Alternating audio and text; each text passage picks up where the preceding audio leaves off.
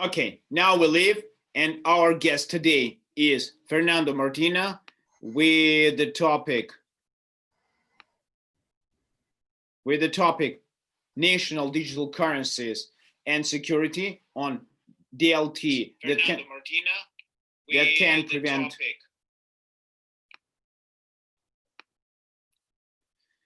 Okay, the topic is national digital currencies and DLT that can prevent a depression and recession. Fernando Martina, CTO at Norris. Fernando, your turn. Go ahead. Thank you very much, and thank you for anyone watching. So I'm going to follow you through a presentation. Yeah. But first of all, very quickly, I'm a career CTO, and then I left the corporate world. And I've been into cybersecurity since I was very young, quite young. And I'll talk about teenager days. So, and then of course, very early adopter of Bitcoin and DLTs and blockchain, quite early actually, So I'm just going to follow you something that is quite interesting. I start to think about this in 2015.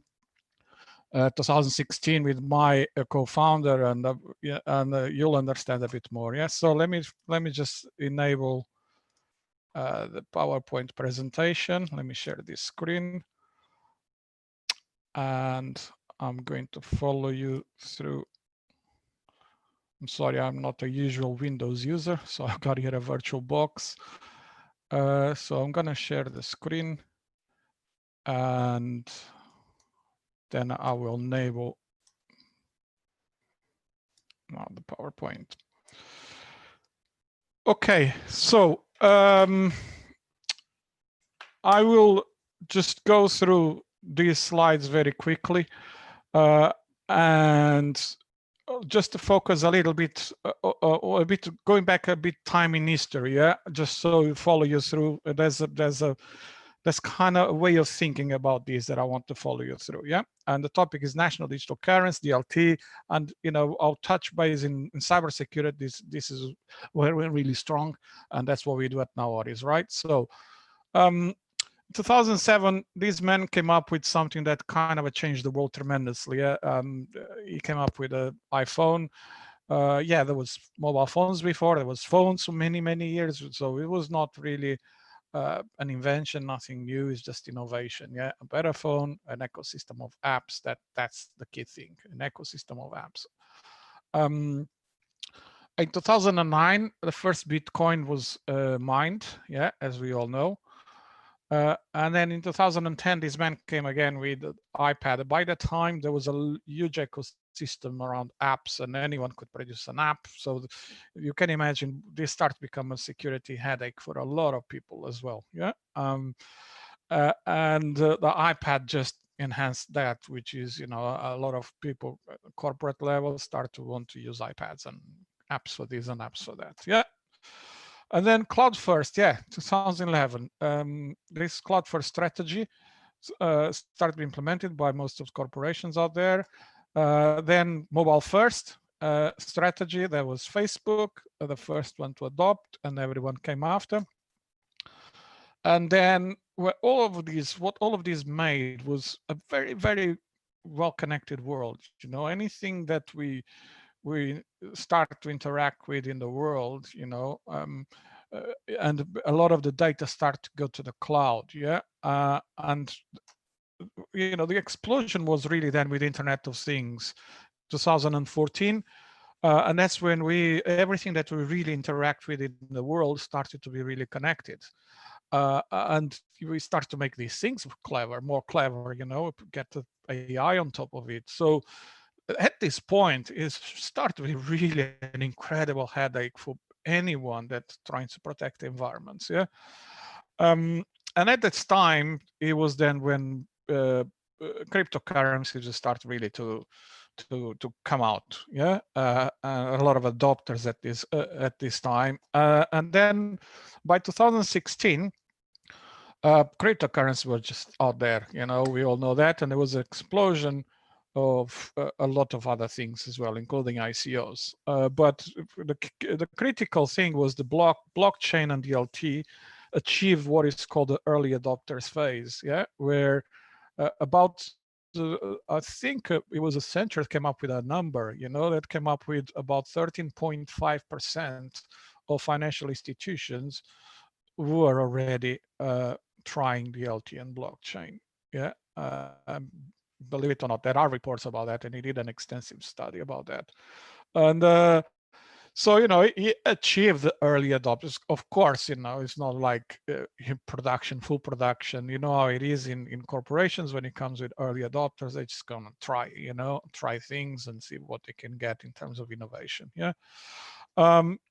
So a few years later, then digital currencies and more around national digital currencies start to be really taken a bit more serious. Yeah, there was a lot of good things that they could do that, and that's when a few countries like China and then Russia went on the bandwagon, and a few others they start to go adopting this because that gives them a lot of control. Yeah, and it's perfect for this type of states. Yeah, and I don't want to get into politics here. Yeah, it's not my part of my brief, but and of course there were other countries trying to prevent this, obviously, you know. So going a bit further and talking about these digital currencies, you know, tax evasion is a huge problem in countries. Yeah, and you know, it's a massive problem, you know, for a lot of for some of the big countries, and even smaller countries usually suffer the most, actually, you know. So it is possible to actually collect every single cent of tax from the taxes, you know, and the reason is because there is technology today like DLT and blockchains that allows you to achieve that, and I'll explain you a little bit. Inflation is also a huge problem, and controlling inflation, it's becoming a bit more difficult, just a tiny bit, you know.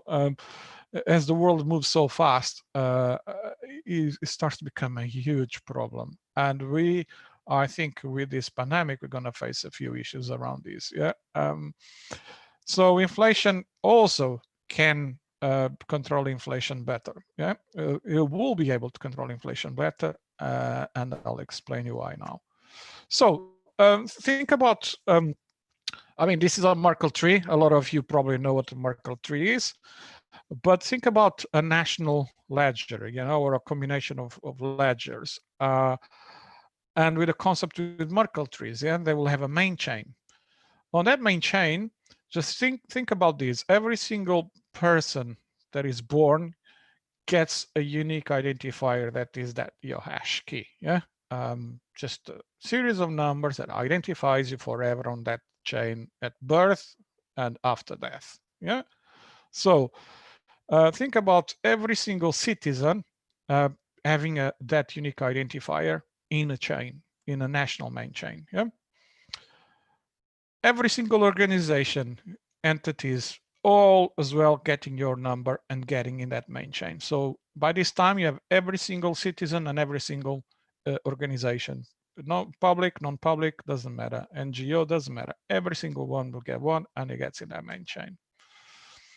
So let's talk about currency, traditional currency. And let's not go before when it was gold and all that, but you know, paper money start to be the way that we evolved really with currency, until we start to use more technology, you know, with cards, you know, credit cards, and then we move from that to phones, yeah, and then eventually we start to use Bitcoin, yeah, and we have wallets on phones, yeah, so not just on phones, you know, it could be in your watch, yeah, right, or whatever portable device you have. So we start to rely a lot less in cash, yeah. But let's stick to a card. A card, you see that little chip that you have in your card, that's really cryptography, okay? And by the way, you know, you can't really hack this chip, yeah? You can do other things with cards and so on, but actually hack the actual chip, it's not possible. So today it's not possible, yeah, that I know of. Okay, so think about this as well, yeah. They store a lot of the information there in that chip, yeah. Bear that in mind. So one of the things we start to do is use a lot of NFC on phones and on devices, and we do a lot of those transactions. Yeah. So in fact, China is removing paper money for quite some time. In China, as most of you probably know, 87, 88% of the transactions are through an app on their phones. Okay.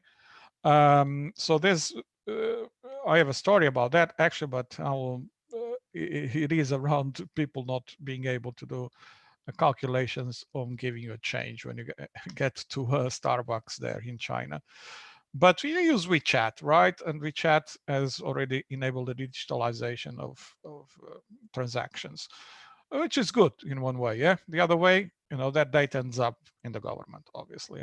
So think now about these Merkle trees, yeah, and side chains. So think about your currency, your national digital currency becomes a side chain of that main chain. You already have all citizen, every single org, as a unique identifier there, then you enable as a side chain your national digital currency, but you enable any other currencies, and cryptocurrencies as well.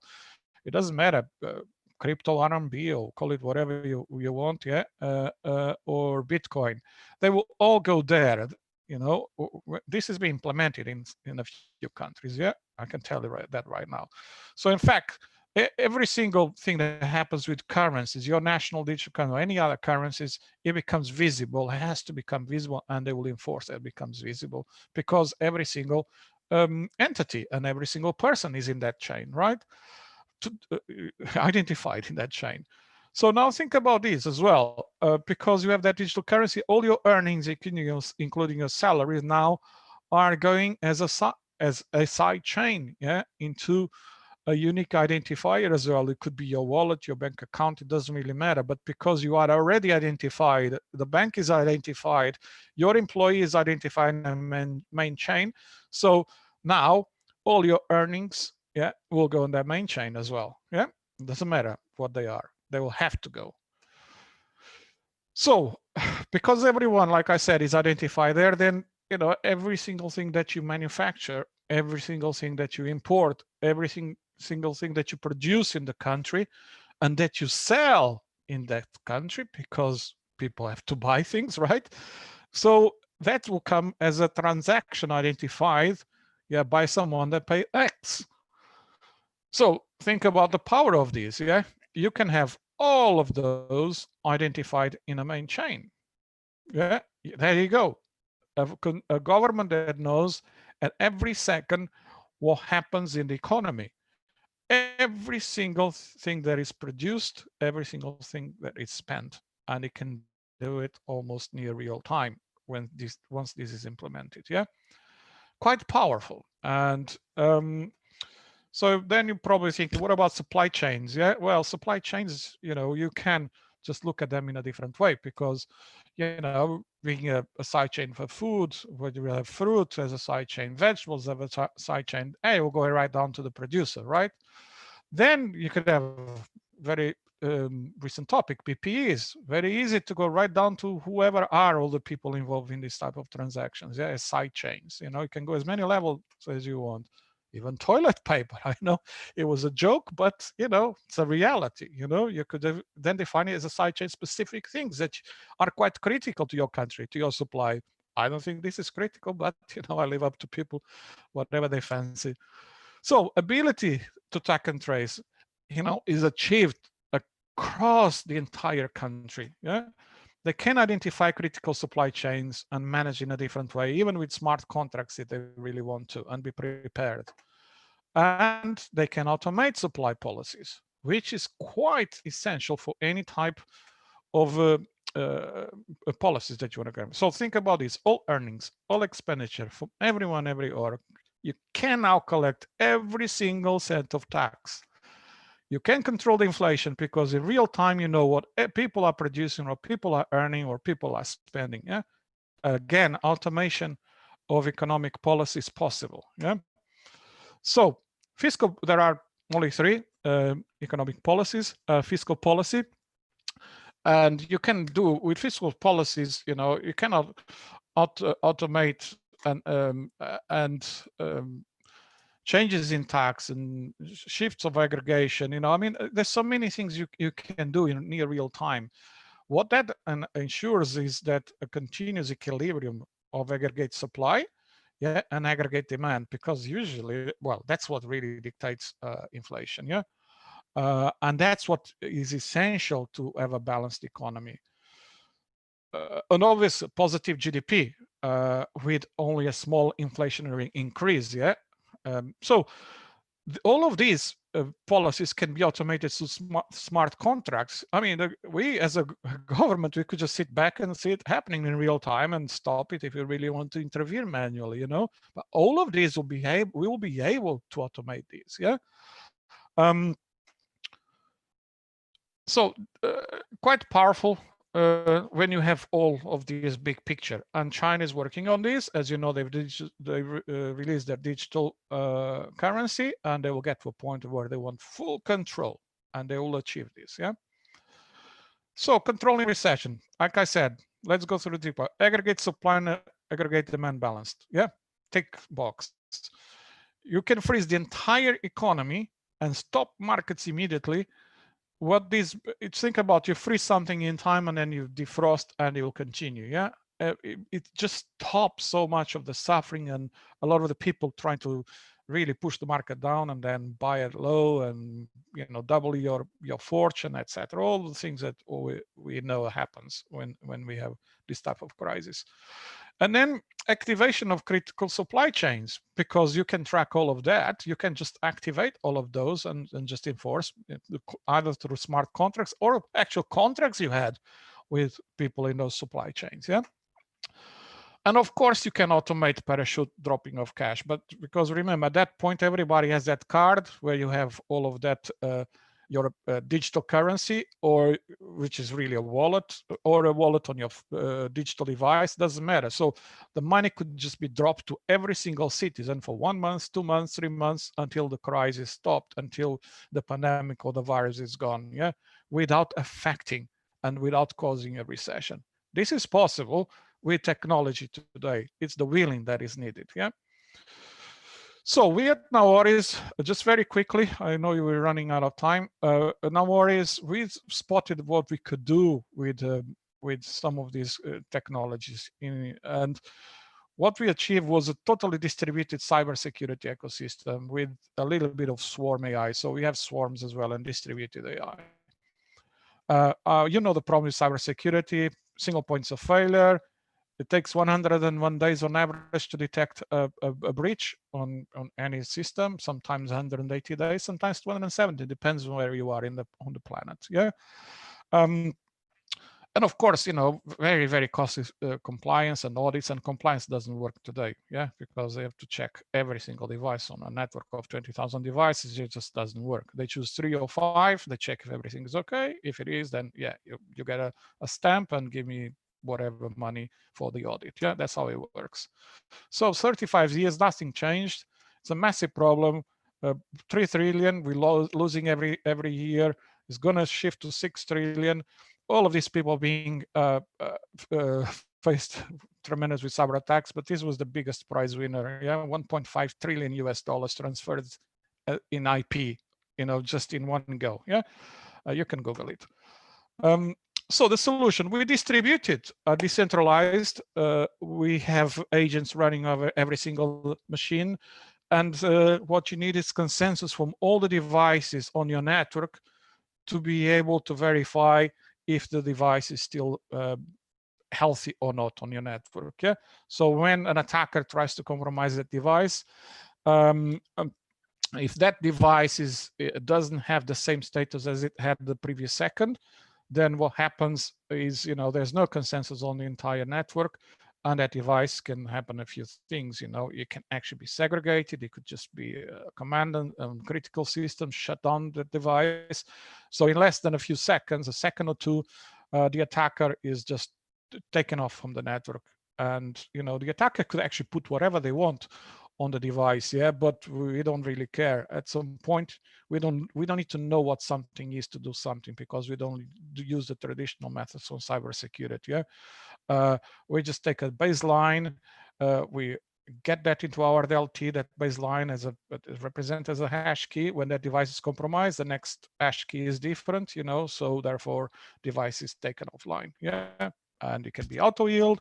We have capability dealing with high availability environments, cloud systems, and so on. Yeah. What this means is we now change the way an attacker. Well, before we've done this, the attackers were always with a strategic advanced. We brought this to the same level or maybe below, because now we are here at the top and they need to play to catch up. You know, how are they going to break and in, you know, a blockchain? Yeah. So that's the critical thing that we've achieved.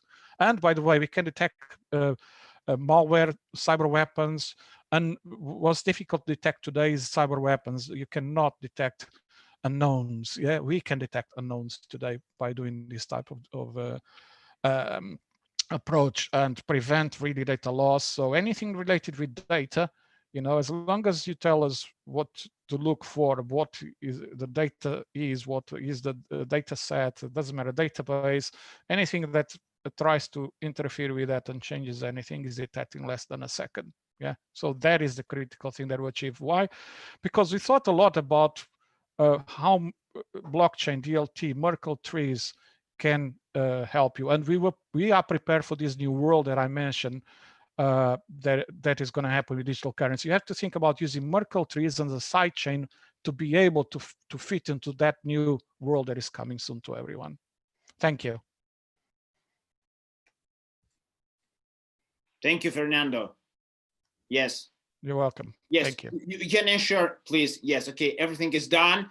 Thank you for your time. It's really a pleasure to hear you. Fernanda, I have to say you goodbye. Goodbye. Thank you, everyone.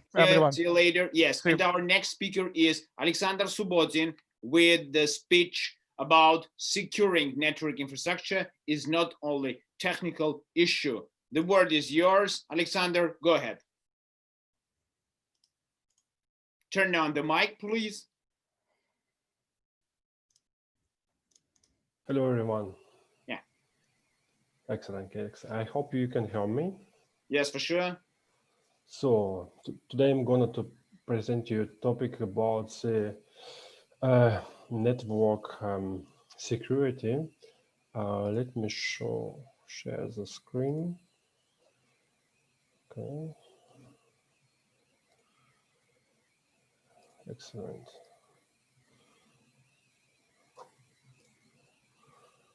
Okay. Yeah, let's do it this way. Yeah, today I'm going to talk about secure network infrastructure. Yeah, some words about the company. I'm the CEO of the ByteSlice GmbH. It's a security company focusing on the security services like penetration testing, vulnerability scanning, source code auditing, and so on. And yeah, let's start. From my experience, if we are talking about the enterprise security, the first thing we have to decide, or we have to define the company attack surface. Usually I split both stuff in technology and staff.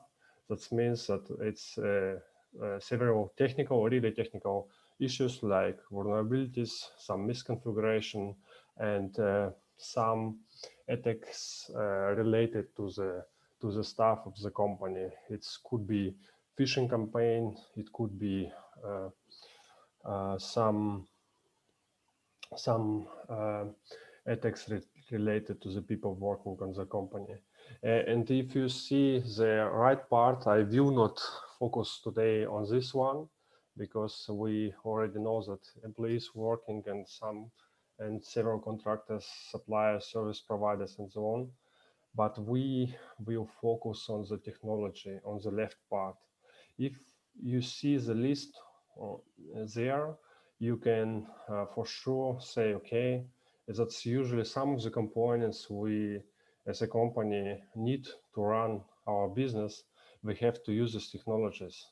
You have external resources like website, maybe you're using mobile apps or you development mobile apps. You have in several domains, and for sure some of them will also configure some subdomains for several purposes. And the network security not only related to the resources exposed to the internet. We also need to talk about the internal infrastructure. If we have we doing a business and we have an enterprise, you have somehow to manage the permissions, you have somehow to manage the users. And usually in this area, in this infrastructure, you will deploy something like Windows Active Directory just to allow you to control all the requirements, so be compliant to your security policies defined by company. You will definitely use some corporate applications which are really yeah, let's say, which are really needed to do your business. And for sure, the cloud is not a new technology, but from my experience, more and more companies, even on the CISO or CTO level, decide to move from the traditional internal infrastructure into the cloud. AWS, Azure, and Google Cloud are usually providers for such technologies.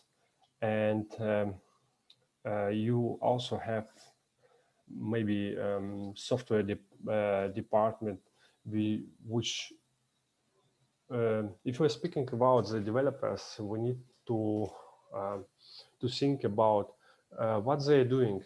The final goal to develop an application which will run in production, but they also put some systems required for the processes itself, like for the development processes, for testing purposes, and so on. And if we are thinking about the modern world, we also need to ensure that some of their coworkers can work remotely, and you will provide some service on that. All the stuff on the left side, it's only related to the network attack surface. And what we can do as a company to ensure that we really don't missing anything. The first thing we need to decide what is our assets, what is our IT systems which we are gonna to protect, because without this knowledge we are not able to do anything. We are not able to create any plans to create remediation plans or securing some assets, right? So, and if we think about the company assets, from my experience, it's a very difficult topic, because if you will go to the IT department, they may provide you a couple of hints where you can find the information, but usually it's really challenging today to get the entire list of all digital assets used by the company, because some companies having not one IT providers, several, and the IT providers are responsible for updating the documentation and providing it to the customers. The companies sometimes don't really know which IP ranges they're using, or which IP ranges are issued to the company, or to regarding subdomains, it's something like, yeah, it's your responsibility to use DNS or to create some subdomains. Maybe it could be for marketing purposes, it could be for testing purposes, doesn't matter. But you have to put sometimes in this topic, just for to be aware what systems are there, which of them are exposed and which applications which applications are used by the enterprise. So, and the next question would be on who is responsible for that.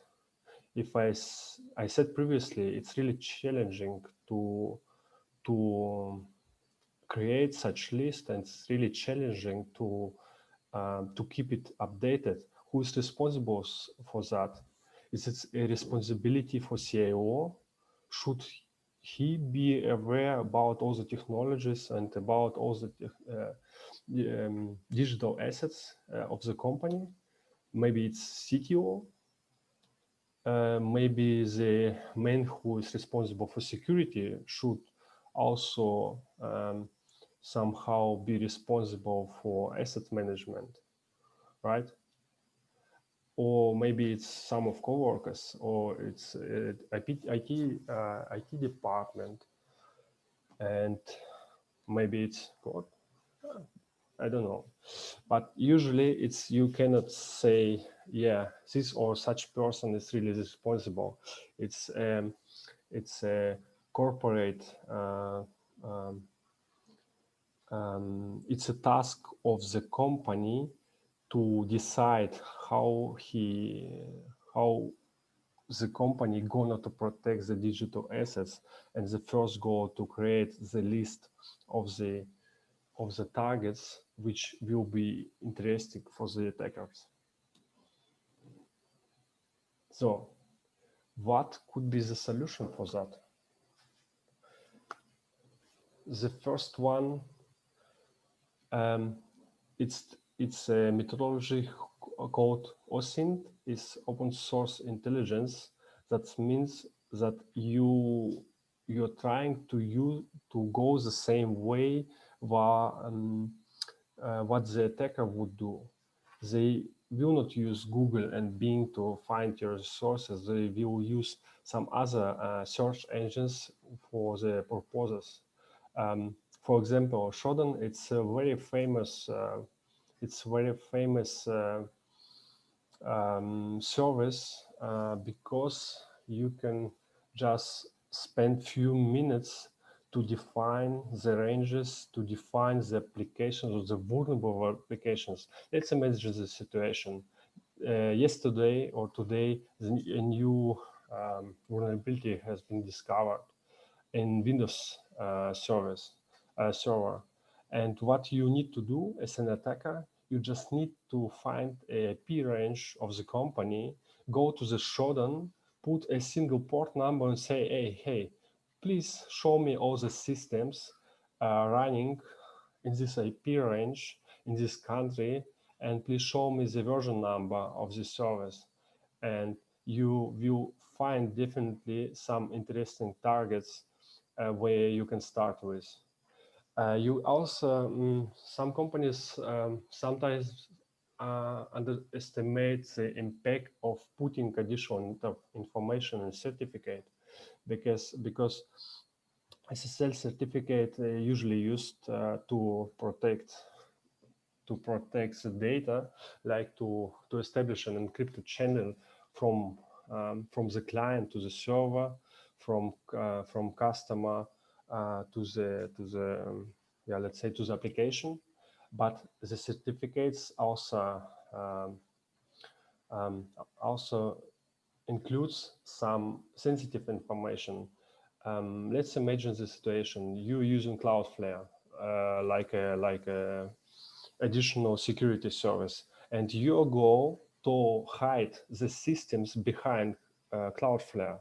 That means what you can do, you will put in front of your system Cloudflare services, and that should ensure that no one will exactly know the target IP address of your applications.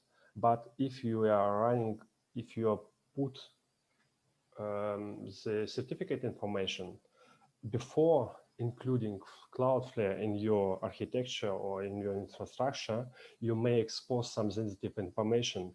And for me, if I exactly know, okay, you're using Cloudflare, it doesn't matter, because I can find a real IP address of your machine, and I can directly attack your digital asset without fighting with a security service like Cloudflare. And some other underestimated, let's say, underestimated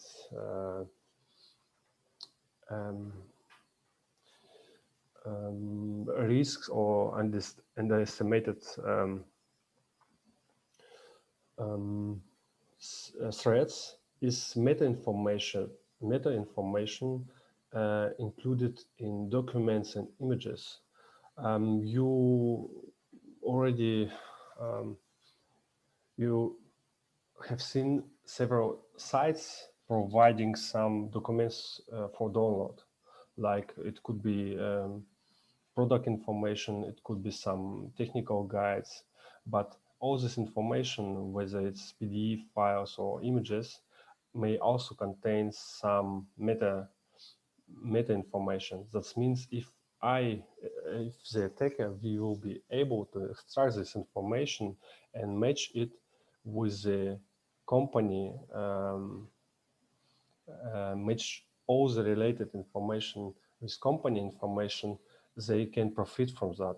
I have seen that you will see some internal resources, IP addresses, names of the folders, and names of the folders sometimes may contain also sensitive information, like you will put like financial report for deal with the company because with the company X, and no one really know as before that you're working with this company. You know, it's the information which is only for internal usage, but not for the entire world. So and the same, you can apply the same story to the to your coworkers. If you or your team using social media and putting some digital documents there, it could be images, documents. For sure, you can use the same methodology to extract this information and use it for preparation of user attacks. So I just explained the small part which is a threat for the companies which have countless exposed IT systems, and how you can use all the available tools right now without really doing let's say active scans against the company infrastructure, because active scans against the company infrastructure is something what company could easily detect. But this one, like using additional search engines or like extracting meta information, it's something what is hidden. It's not really that what you can monitor. It's not really that what you can directly detect, and that's the threat on that. So, and what the company can do. Alexander. Yeah. Yeah, please a little bit accelerate because we're running out of time. Okay. It's the last slide. Okay. So and you definitely want to know what you can do against that, right? The first part would be to do the same stuff what hackers would do, right? Like asset discovery. That means uses the same methodology or the same techniques to discover your meta information, to discover your digital asset, and to secure them before the bad guys will find them. You can use vulnerability scanning. It's like an approach, automatic. It's related to the planned and automatic scanning of your targets, and these scanners will tell you, okay, such system has a technical vulnerability, and you have to tell such information to your admin, which can fix it. So, or you can hire security experts which can do perform penetration testing on your systems and tell you how the hackers will attack your web applications, your IT infrastructure, and how we can fix all the identified vulnerabilities by the attackers. So thank you very much. Thank you, Alexander. Please turn off the presentation, your presentation. My pleasure to have you here today. And I see our next speaker is already here in this room. Mikko, nice to meet you. Yes, turn on your camera. Sure. Hello. Hi. Can you see Hello, me? hello. Yes, very interesting. Too many times we don't see each other. Nice to meet you here on this greatest conference. Yes, we are talking about the digital world. And here is Komatsu Mora. He's going to talk about blockchain state of the union and personal cyber securities. The stage is yours, your turn. Great. Thank you very much. So can you see me okay? It looks like my video froze. Yes, a little bit, but you can continue the conversation because I think it's converted in the right way. Okay, let me switch. Let's try to. Okay, see what happens. I guess please, it will be great to turn on your camera. Yeah, no problem. Let's just see. Because we are on air and this is the video content. Yeah. I'm just trying to fix it. Actually, I think it got stuck.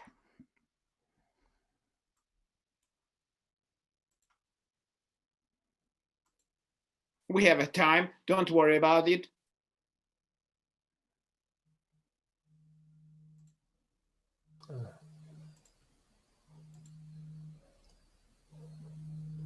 I may need to reconnect. Hold on.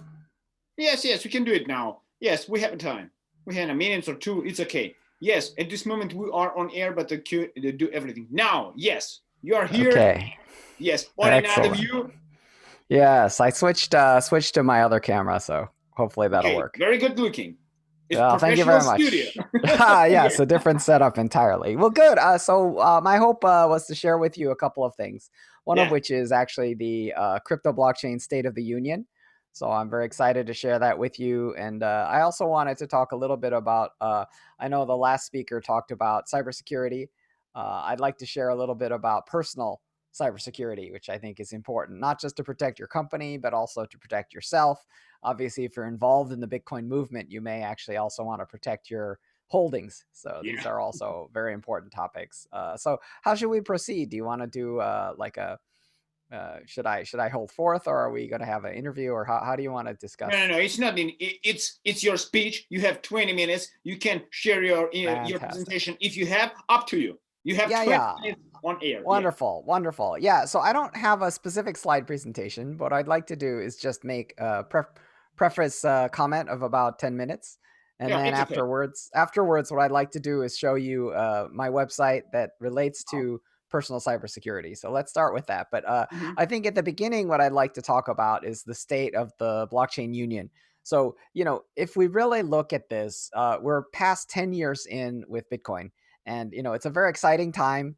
Obviously, one of the things that's amazing to me is that the world and the industry are finally fully beginning to understand what Bitcoin is. And the thing that I think people need to understand is that Bitcoin is new. So, I think the fact that it took 10 years to figure it out is not unusual. So, for example, if you remember, as I do, the birth of the internet and the consumer internet, there are so many companies that had ideas, right? Oh, what is this going to be? And, I think a lot of the ideas were incorrect. So I think we're really going through the same evolution, and this evolution takes a little time. But I can tell you what has emerged. And I think that the way that people should understand Bitcoin, there's many ways to understand it, but I think the easiest, simplest way I'm explaining these days is it's really the bank of the internet, and it's owned by the users.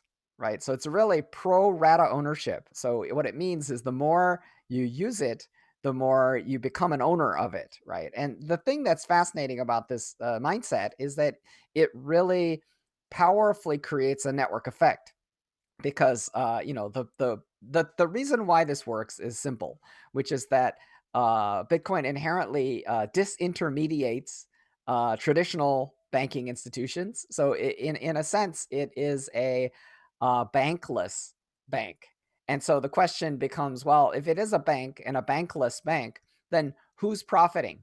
And the great news is that the profiteers, there's no bank shareholders hiding somewhere, stealing your fees, giving you all kinds of problems. It's you. You're the user, you're the beneficiary, right? So the thing that I think has become clear is that it serves as a store of value, but also a hedge against government money printing and government currency instability. And I think in many countries, this becomes, I think, a key feature. So, when you look at some countries with unstable currency, then those citizens are now beginning to trade back and forth with Bitcoin, which is relatively stable, right? Which is, it's surprising to think that, but it's beneficial in that way. And so I think people are increasingly understanding that it's a hedge. And the thing that's great about that is it means that more people are beginning to understand it properly. I think that we had a phase where Bitcoin almost reached 20,000 US dollars, all-time high. During this phase, there were people who didn't understand it well and who thought that it was a get rich quick scheme. Right. I heard a tweet the other day. I read one that said that Bitcoin is not a get rich quick scheme. It is a don't get poor slowly scheme. Right. Which I like that, because in a way, right. And the thing that's funny is that if you look at the buying power of the US dollar as just an example currency, since 1913, it's decreased its buying power by almost 93%. Right. But when you say 1913, that's a long time ago. So what we're describing is this slow process of losing value, right? So it's a don't get poor slowly, right? So that's the mood, and it's a funny mood. But what does that mean? What it means is that it acts a bit like gold. And so, it's really about storing. And then, to me, there's two energies inside of it. One of them is the whale energy, which is basically this very rapid cycling. So every month or 2 months, you start to see it go. Typically these days, it's a channel between 9,000 US dollars and 6,000 US dollars, and it just kind of waves. There's waves, right? But the thing that's so funny is that people describe these waves in technical analysis. They see things like descending triangles. They see things like golden cross. They see all these structures, cup and handle formation, technical analysis, right? But to me, I think the best Bitcoiners ignore all of it. They ignore all of those things. What they're doing is they're basically doing a long-term buy and hold pattern, which is really what Warren Buffett actually says. Warren Buffett says, first of all, he says Bitcoin is rat poison. So he's not a fan of Bitcoin. But what he also says is he says that the best holding period is forever. So that's a great point, and it's a good point about Bitcoins, because there's people who are called hodlers who basically want to buy dips. And the thing that you can do is you can do on-chain analysis. So for example, if you go to something like CoinMarketCap, you can see there's a company called Into the Block that supplies on-chain analysis. And you can actually understand how many people are buying and selling, and how many people are in the money and how many people are out of the money, depending on the price. And the thing that's fascinating to learn is how many wallets never sell, right? They just keep buying a little more and then a little more and a little more, and they just never sell. They just keep buying a little more. Every time it dips, they buy a little more, right? And that class of owner is raising the floor, right? We're gradually ratcheting up the floor. And to me, this relates to a metric that I call 10-year moving average, right? Which is, it's a bit of a tongue in my cheek, because technical analysis people, they have like 7-day moving average and things like that. I jokingly call it 10-year moving average. So 10-year moving average suggests that the floor keeps getting higher and higher. So, I think that's really a big part. And, when I talk about the state of blockchain, there's so much time that I dedicate towards Bitcoin, because Bitcoin is the grandmother of all the coins. Obviously, when you look at something like Ethereum, it's very proven and programmable money is proven. And I think DeFi is proven. I think what's not proven in Ethereum as yet is like oracles. So I think extending DeFi to, what's called oracles is still subject to problems. And I think that, if you look at the Maker, which is one of the flagship properties inside of DeFi, they've had some problems, particularly related to oracles. So, I don't want to go too nerdy on that. But what I do want to say is I want to say that, what's important about systems involving trust and money is time, and proof, right? So that's what we're starting to see is we're starting to see the development of a foundation, and a foundation that's based on time and based on trust. So I think we're in a neat spot. I think we're in a good spot. So what I want to do is kind of push a little bit to help you kind of understand something that I really care quite a bit about. So what I want to do is I want to share sort of a website that I've been working on. So I've been working on this website. It's actually at safercrypto.org. And, this is kind of my own personal pet project. So I can tell you how it got born. So the way that this got born is when I was kind of early in the crypto revolution, I was actually at the airport on my way to Switzerland and I got hacked. So basically what happened was, I got, there was a SIM swap, right? So my phone suddenly disconnected and I started getting messages from my carrier and they're like, oh, thank you for updating your SIM card, and stuff like that. I was like, okay, this is bad. And so what it led me to believe is it led me to believe that in some ways the future of all these cryptographic assets, of Bitcoin, of Ethereum, of all the others, is dependent on having a better user experience and treating the users better. And I think one of the key points of treating users well is protecting their assets, right? So for me, have turned into a bit of a personal cybersecurity crusader, and I'm very passionate about people protecting themselves online. So, I built this website called safercrypto.org. It actually has, documents a bunch of threats. So whether the exchanges are being hacked or, all these different things, a 0-day flaw that affects 900 million iOS users, Bitcoins flowing from various exchange hacks and all of these things. My friend Michael Turpin, who was SIM swapped by a 15-year-old kid who was in high school, whose parents, by the way, thought that he was great at playing video games. So this 15-year-old kid had so much money and his parents were like, oh yeah, he won a lot of money playing video games. So fascinating news story. But the thing that I think is the beating heart of safercrypto.org is really just these mostly free and mostly open source products and tips and tricks of how you can kind of make yourself safer. Bitwarden, password manager, like all these different kind of scanners and tools that I've aggregated, all of which I personally am using. So I just wanted to kind of put the plug in. I think it sounds like we've probably got I've used my chunk of my time. So maybe time to hand off to the next set. We have 3 minutes. It's okay. Yeah. Fantastic. Well, good. That will give me a great opportunity to finish off. So you can find me on Twitter at MikoJava. I think the easiest place to find me on the internet is miko.com. So it's miko.com. Super easy to find. And if you go to that website, you can actually find my Twitter, which is right above the fold here. And then if you actually scroll down, you can find my Facebook and my LinkedIn. So you can tweet out to me or you can follow me here. You can connect to me on social. I'm pretty friendly and always interested to get feedback. And of course, safercrypto.org if you want to protect yourself. So that's it from me. Thank you very much. Miko, fantastic. As usual, thank you. I'm really glad to meet you here, to meet you via these online features, which are now available through whole the world. And now I am going to turn my relay to my co-host. Ivan, your turn. Go ahead. Your audience is ready. Hi everybody. Hi, Anna.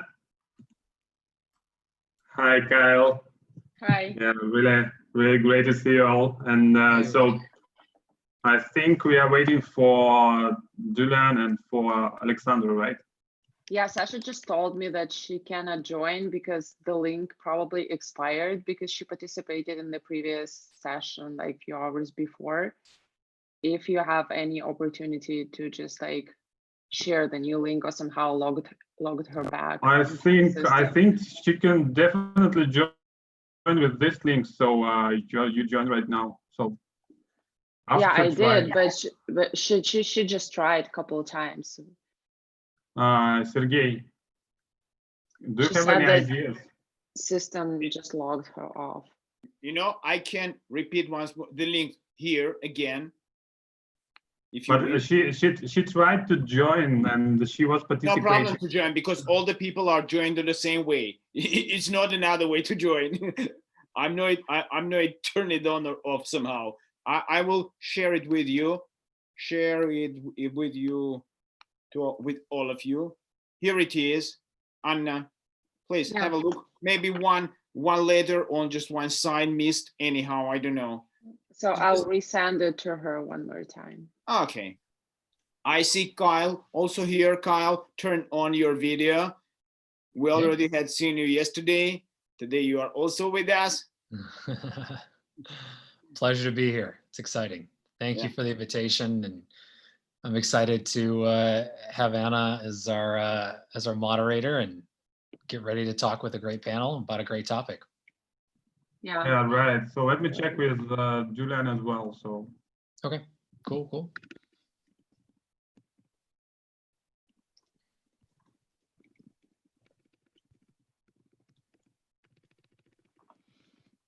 Anna, Kyle, we are now on air. We have the audience seeing us. They are just our viewers as well. For the beginning, you can introduce yourself, Kyle. I'm sorry, I have another Kyle, another man. You're the same name. I'm really sorry because I don't see your video yet. It's okay. It's rare that happens in my life, so I just kind of rolled with it. To be honest with you, I wasn't going to stop you. So no stress. Well, I think we will wait a little bit for Alexandra and Julian. So for another two. Cool. Let me. Sure.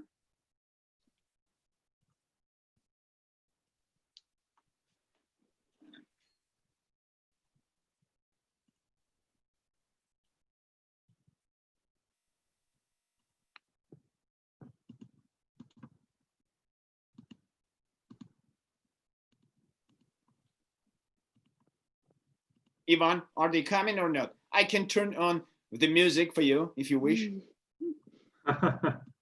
Yes, I'm checking with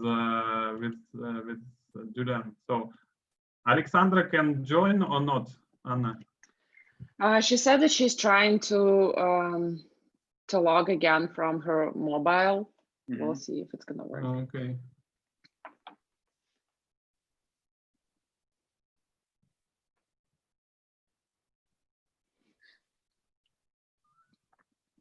I want to remind to our okay. Oh, I see Sasha just joined. Hello.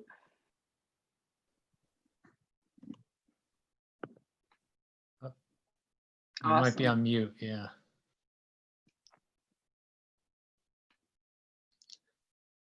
Yeah, she's gonna put her somewhere. Okay, perfect. Awesome. Is Julian gonna join as well? Ivan somehow disappears or not. He's here. I think he's making a quick call to Julian. So yeah, so Julian is joining, so everything is okay. Cool. Okay, perfect. Yeah, he's here. Hi.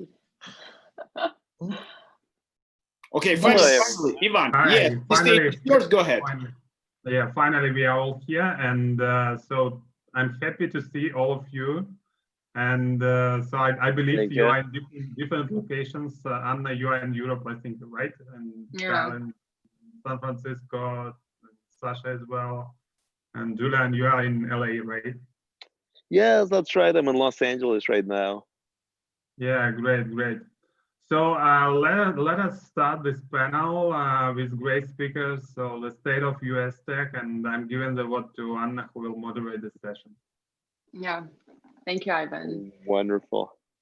Yeah, perfect. So before we start, do you want to like do a quick round of intros, just like to give ourselves a quick overview of what you're doing, and if you have any specific focus on like any industry or vertical to set the stage. So Kyle, do you want to go first?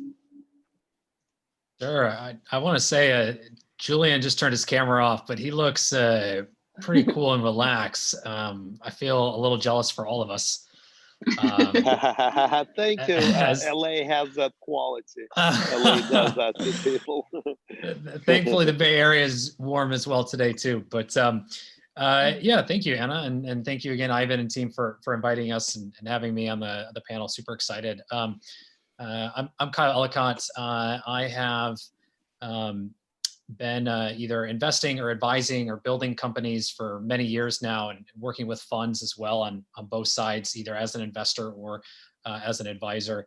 And today I focus a lot around the areas of fintech and blockchain, so infrastructure, looking at decentralized applications, dApps, and then a pretty broad spectrum from there in terms of the intersection of entertainment media to marketplaces, and in some cases healthcare and the Internet of Things, where I have a lot of background and experience in as well. So in a broad bucket, a lot of things, but very interested mostly around blockchain, fintech, esports, entertainment, and then the Internet of Things. Got it. Sounds cool. Super. Mm-hmm. So Julian, do you want to go next? Sure, I'm happy to go next. My name is Julian Zegelman. I'm the founding partner at Jaguar Capital Advisors, and we invest in mostly software as a service, digital health, next generation cloud, and enterprise software startups, typically on the early stage, so seed and Series A investments. Thank you. Thank you for sharing. So Sasha, do you want to say a couple of words about yourself?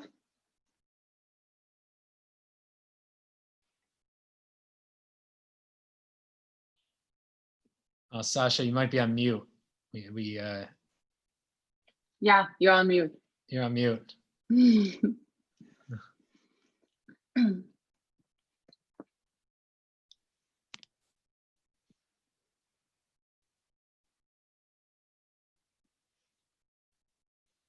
Okay, can you hear me now? Yeah, perfect. All right. No, I was perfectly set up. Like, look, I have all these devices, right? But I was in the morning session and they both worked. On this session, it doesn't work. It means to me it's an opportunity for a cool startup to improve Zoom and everything online. And I've been in the technology world, yeah, for difficult to say over 20 years. And more than a decade on the other side of the aisle, that is with the venture capital community.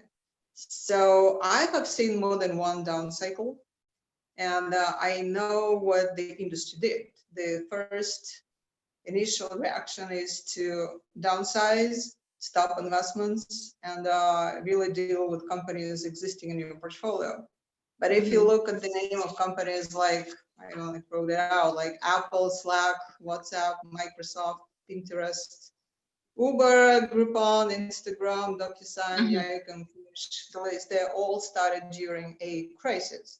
So to me, it's a perfect opportunity to look at the existing industries and see how they can be changed, or finding companies that will improve our quality of life. And with that, I think that it's time to actually put a human face on venture capital investments.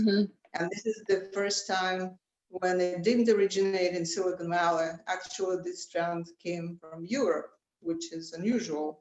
And that's what we call impact investments. That's my new passion. Thank you. Thank you for sharing.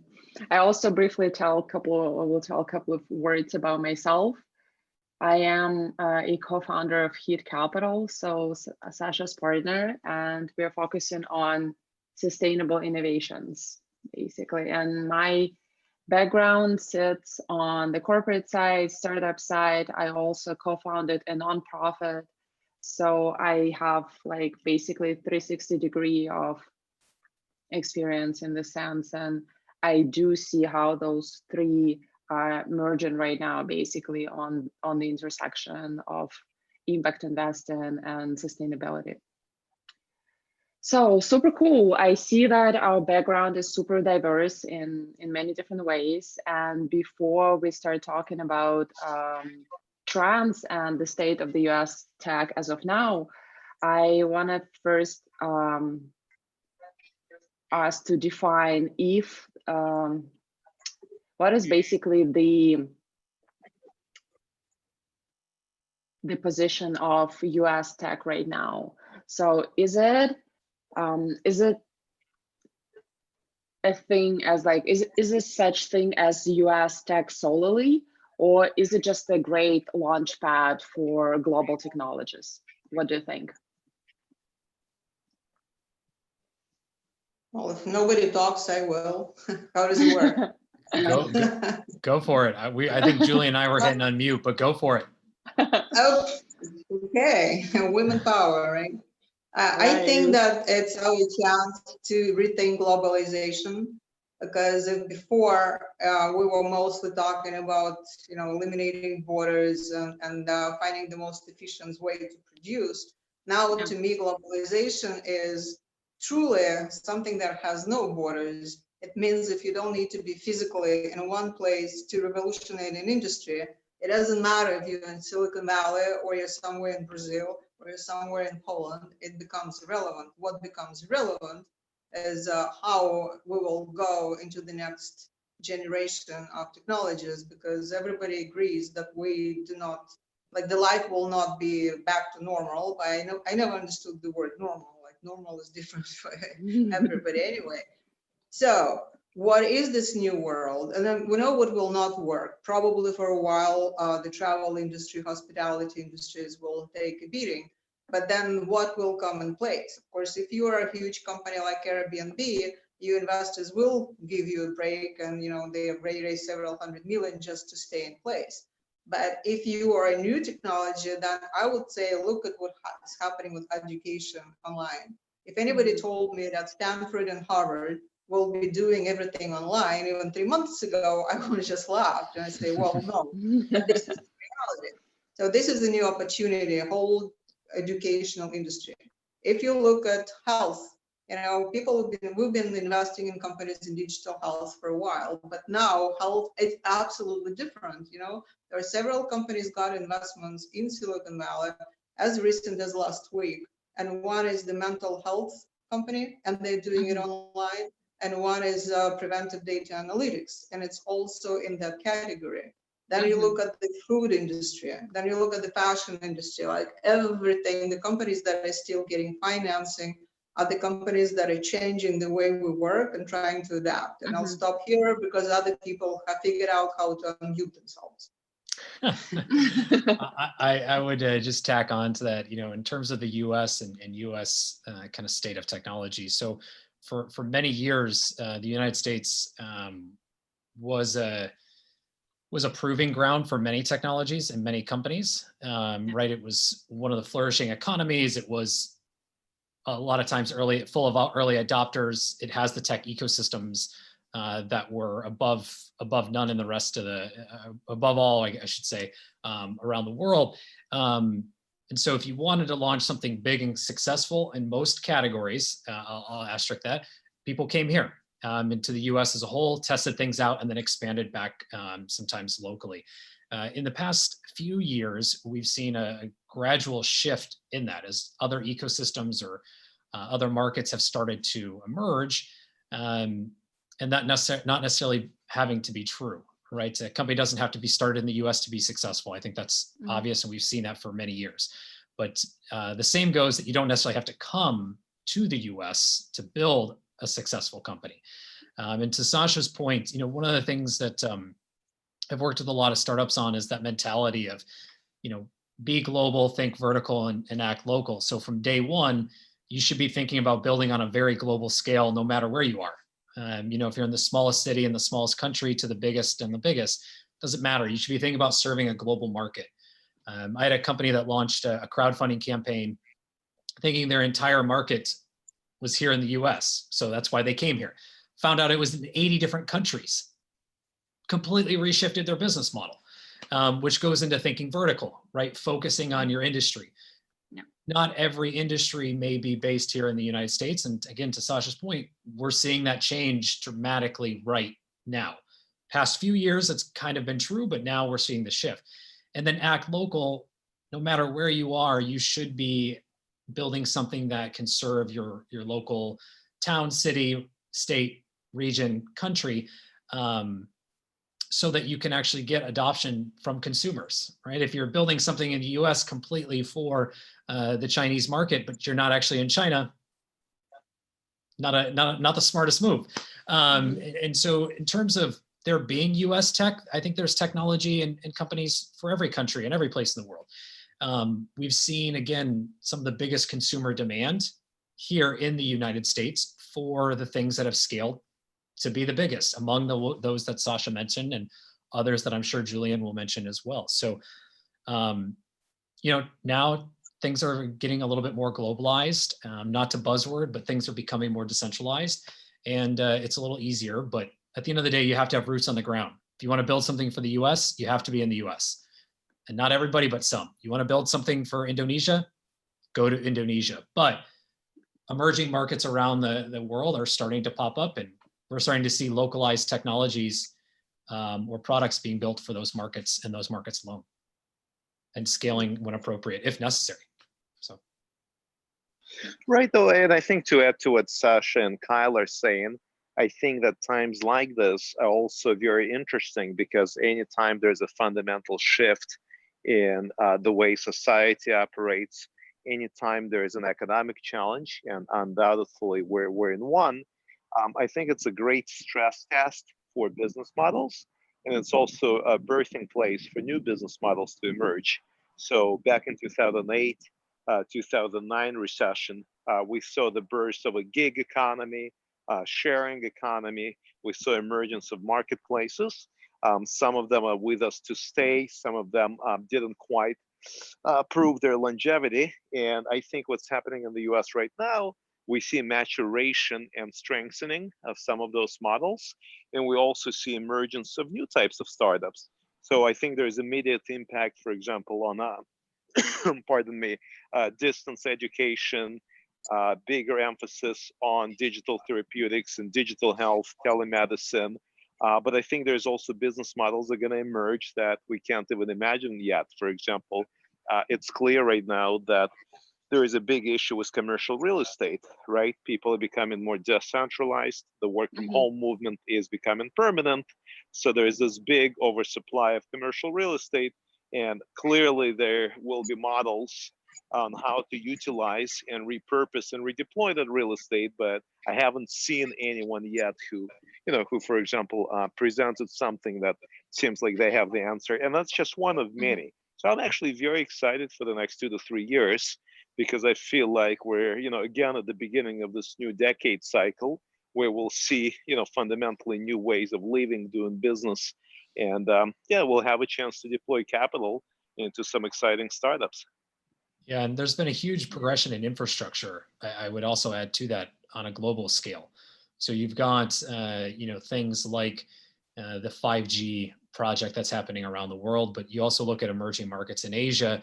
I mean, you have a whole financial infrastructure around mobile that does not exist to any degree yet here in the United States, right? And the same now starting up in Africa, because the consumer demand is there, the infrastructure is starting to tighten up, and the technology has either caught up or is starting to really surge. So that's another positive to this cycle that we're starting to see as well.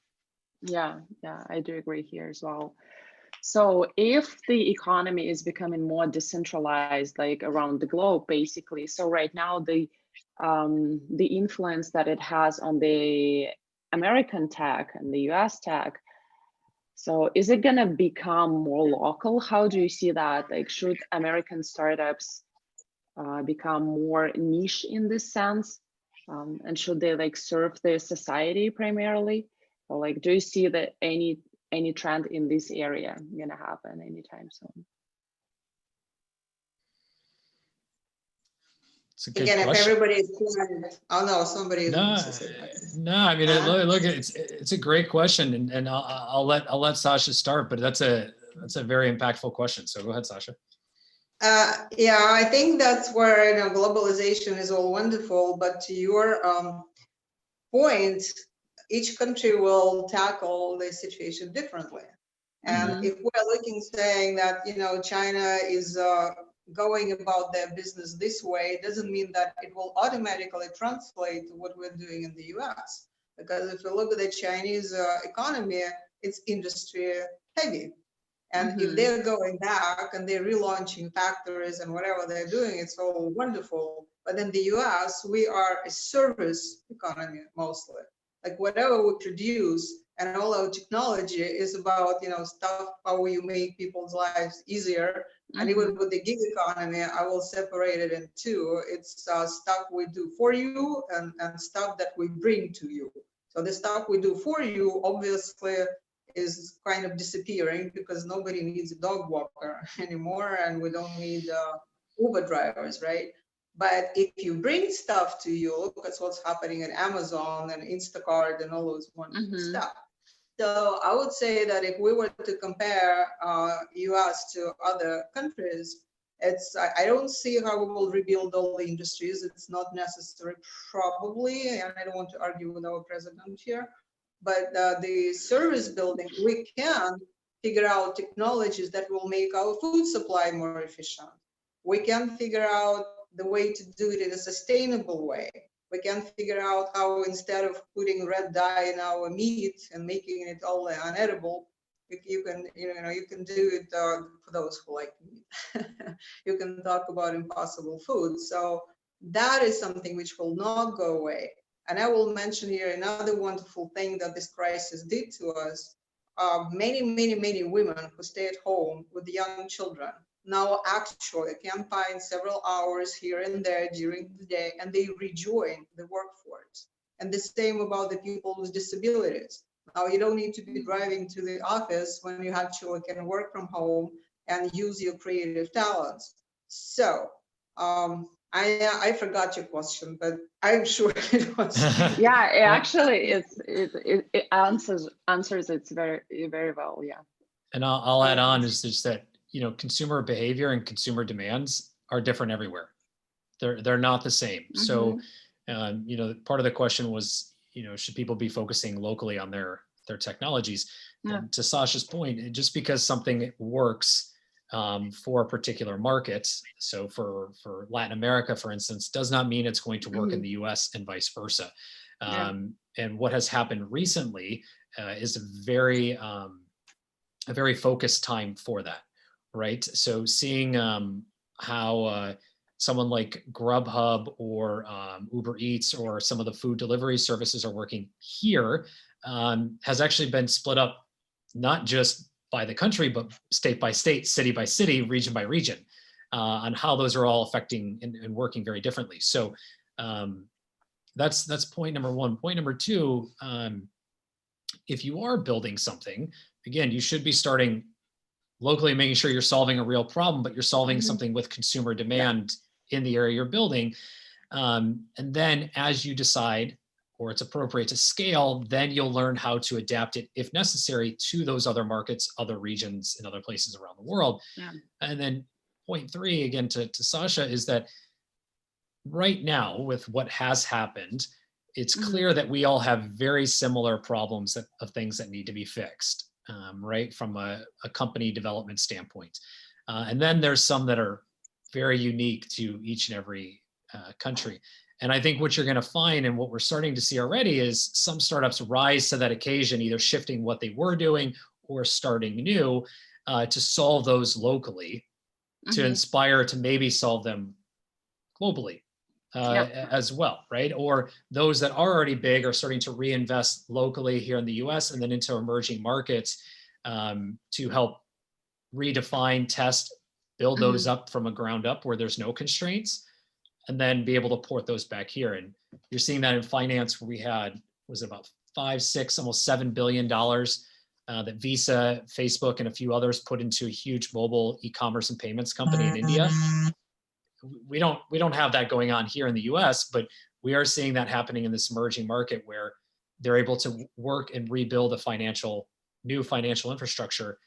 And if proven successful, can bring it here a lot easier than some of the constraints that we fight against here. So I also noticed an interesting phenomenon that you go to emerging markets and they had, for example, mobile payments. That was a really well-developed industry, be it Eastern Europe or Africa or whatever. And we here didn't care that much because we had our credit cards, we had this, we had that. So now I see the reverse, that we're adopting that technology in the US. And then you have the touchless payments, right? And I saw the more sophisticated methods of doing it coming from emerging markets, because that made the loop and came back here. Yeah, that is to your point, Julian, that you can start it locally, but if it has a potential, it becomes a global phenomenon right away.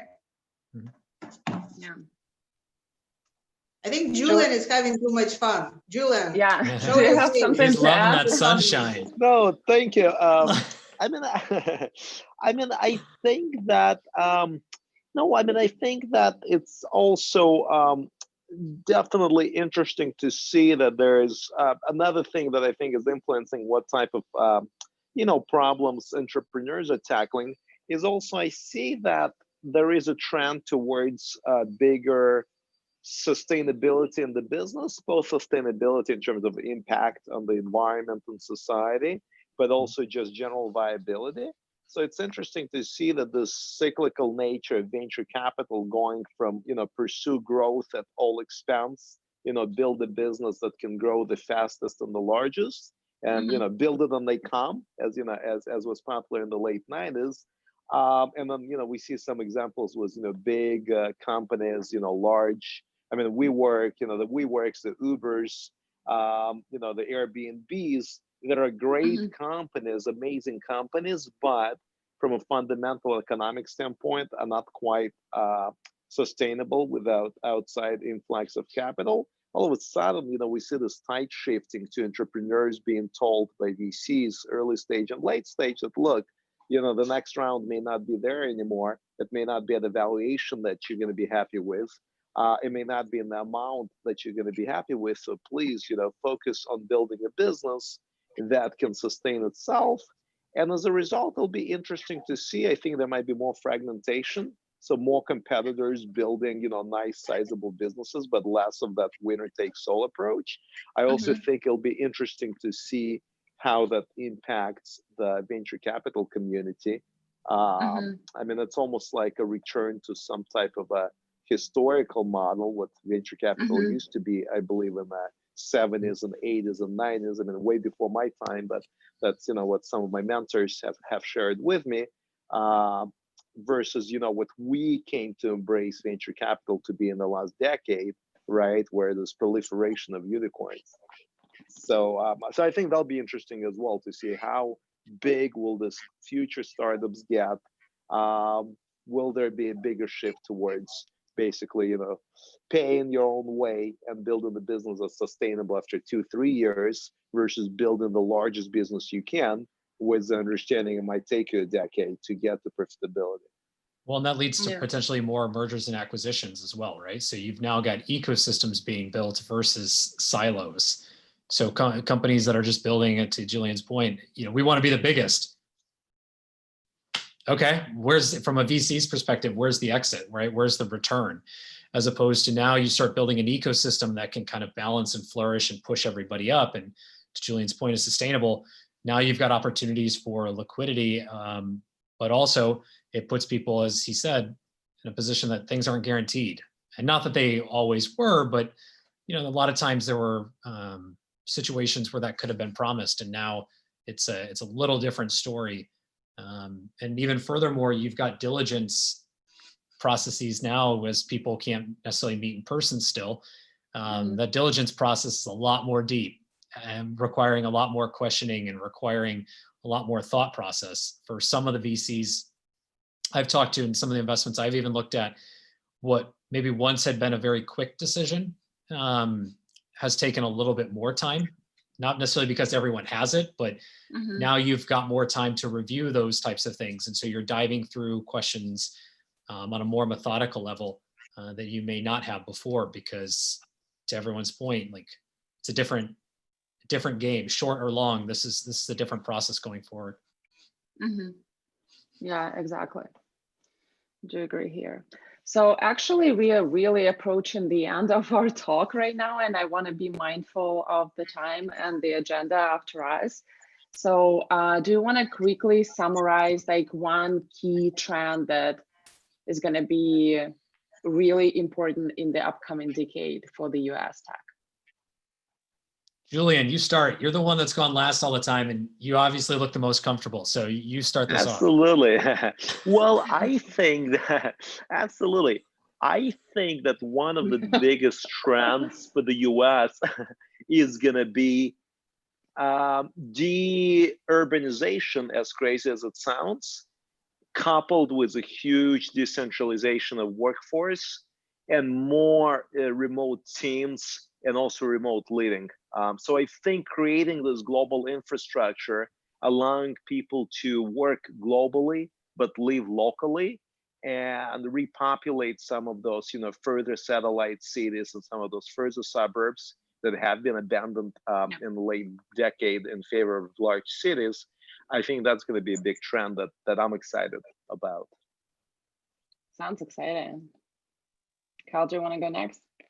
Yeah, I mean, I think I'm excited probably about too much to add on to what Julian said, but I think some of the things that what has happened and we're going to see going forward is people kind of rethinking where they and how they spend their time from a VC perspective, but also from an entrepreneurial perspective, or just from a work perspective, work life in general.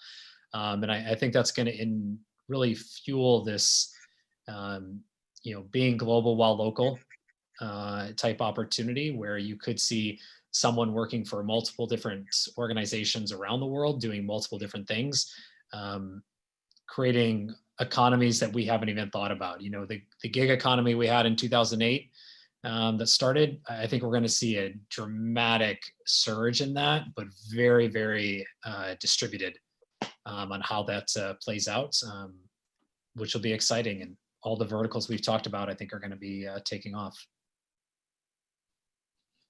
Sasha, do you want to add a cherry on the pie? I actually don't think we can predict anything. If you look back at the predictions, what people thought will happen 10 years ago, rarely they could guess. So I will stick to my philosophy that in venture capital, we support entrepreneurs. And while we're talking, Elon Musk is launching another rocket, okay? Prices, no prices, he'll do what he does. Joe Bezos will continue doing what he's doing. And so I will just be on the lookout for those talented entrepreneurs who are unstoppable. And if they decide they will change the whole way we eat, and I believe in that entrepreneur, that's whom I'll support. Now, which industries will appear? I'll tell you the ones that are most adaptive to change. They will appear. The ones who will say, no, that's how we know and we won't change anything, well, we know what happens to them. So my recommendation to entrepreneurs is, if you're passionate about what you're doing, continue doing it. But look around and see what's happening in the world. And if you specialize in, building a better engine for a car that consumes oil and gas, whatever, then probably you want to change that to something else. But otherwise, and keep talking to investors, because there's always money available as long as you're building something for the future. That's it. Yeah, that is very, very exciting. So thank you so much, guys. That was a very interesting talk. Yeah. Thank you. Thank you so much. Thank you very much. Excellent talk. Yeah, thank you very much. And I'm happy to host you. Thank you. Bye-bye.